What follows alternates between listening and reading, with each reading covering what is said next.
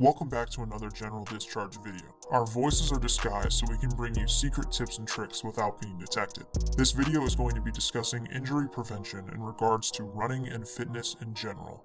This is key for anyone in any realm of physical training, but especially running and special operations candidates. You can be the fastest or strongest guy in the world, but if you get injured, you're done. Before we dive into the video, make sure to give us some love. Like our video and subscribe to us. We'd love your support.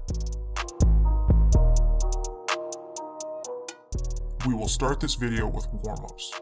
Warm-ups are vital and should be performed before every workout you do. It gets the blood flowing throughout your body, raises your heart rate, and lubricates your joints for the stresses ahead. A lot of people like to static stretch before they run. We do not recommend this. Static stretches are your typical stretches like the hamstring stretch, quad stretch, and pigeon stretch, and are recommended to be performed after your workout, not before. You should never static stretch cold. What you should instead do is what's called a dynamic warm-up. Any of you who have been through a selection course before can probably remember being told to do dynamic warm-ups and exercises before your PT events. Examples of dynamic warm-ups are monster walks, ankle walks, walking knees to chest, karaoke, heels to butt, atlas lunges, and plenty more. If you're not familiar with any of these or want to learn how to do them, just give it a quick Google search or search for dynamic warm-ups. There's so much out there for you to do. Running form is vital to ensure your body does not get affected over its long-term impact and injuries that may manifest if it is subpar. Everyone runs a little bit differently, but it is very important to make sure that your running form will not lead to injury down the road. Get a friend to record yourself running outside or film yourself running on a treadmill. You can also get someone to do this at a running shoe store and they will try to accommodate to you with their shoe recommendations. Running shoes. Get good running shoes. If your selection course requires you to run in boots, gradually introduce them into your regimen. Make sure you have good insoles if you do though. Your body is literally a machine, and if one thing gets messed up, other parts of it will too. One foot problem from running form can cause your calf muscles to become fatigued, causing shin splints, which can lead to stress fractures. Flat feet can offset your hips, which then cause lower back pain. It is literally a snowball effect. Having decent shoes with excellent support will mitigate possible issues. Some experts recommend changing your running shoes every 400 to 1,000 miles, but that's up to you to decide, as money can become a huge issue at that point. Take your time on choosing a running shoe. There's no rush. As we said earlier in this video, there are plenty of running shoes out there that will take the time to watch and videotape you running on a treadmill to see what running shoe would work best. Take advantage of these stores. You might be able to get away with buying a $20 pair of running shoes on Amazon for now, but once you're in selection and you're clocking in over 60 miles a week, you might be regretting not investing the $150 in a badass pair of running shoes that would have taken much better care of you. Brands work differently for a bunch of people, so we cannot really recommend a certain brand. Go find what works for you. Terrain. Make sure the terrain you're running on is different. If you run on cement or pavement all the time versus a trail or rubber track, you'll add extra stress to your bones and joints. Use good judgment and do what you can do with your resources. If your track is slightly slanted, make sure to run on it on opposite directions every other workout if possible to prevent imbalances. If you're recovering from an ankle injury or are prone to rolling your ankles, choose a trail or route where there is less or no risk of stepping in holes or big rocks. Make sure you have good ankle support if you know there are high chances of rolling your ankle. Stretching, or static stretching rather, should be conducted after your workouts. It's paramount. A lot of people do not stretch after their runs. You should aim to take a good 15 to 20 minutes after your run to stretch.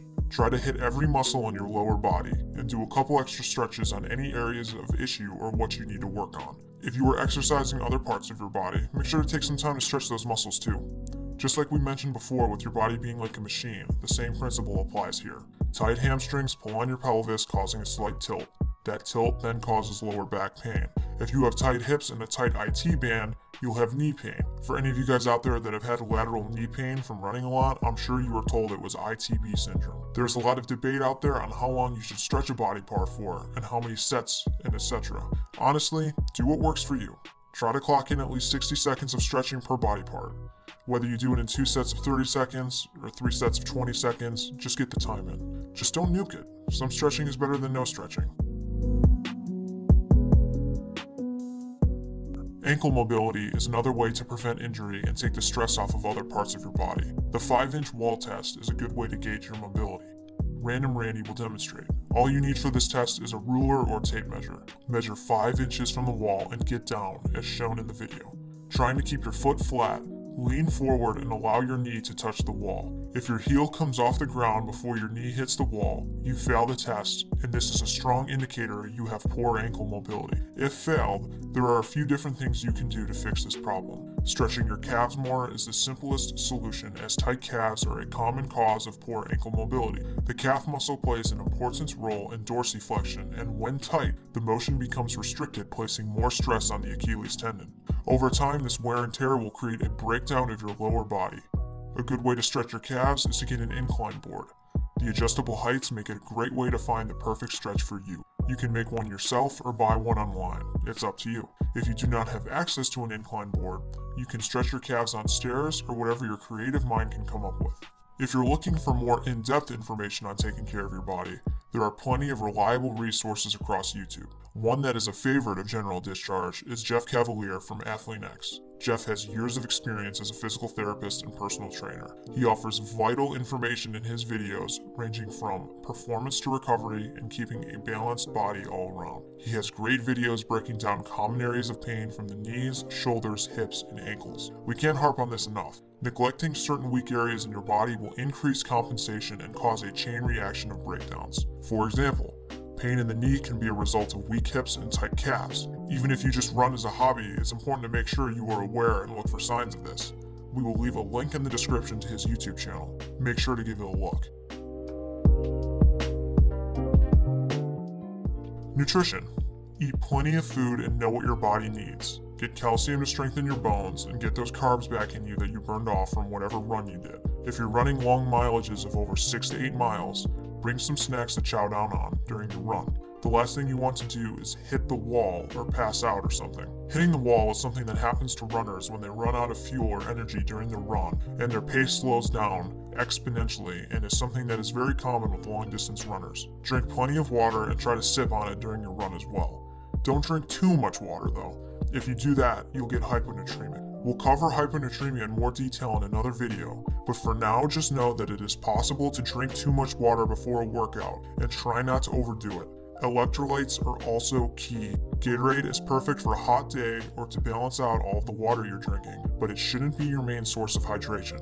Pedialyte is also good if you're willing to spend a little extra money. Chocolate milk is perfect for post-workout recovery. It has the calories and nutrition your body needs to recover. If you want an idea of how many calories your body needs, we recommend checking out tdeecalculator.net. You enter your age, your body weight, and the level of activity you perform at, and it'll give you a rough estimate of how many calories you need to eat in a day. There's several of them out there, but don't take it as doctrine. Adjust your calories if you feel like you're gaining too much weight or you're getting too hungry. Once you're in selection though, you need not worry about how many calories you're getting. Eat as much as you can. Well, that covers the basics of running injury prevention. We at General Discharge hope this has helped you out. If it did, make sure to give this video a like and subscribe to our channel. What would you like to see next? All your friends are subscribing to General Discharge, and you don't even want to be here.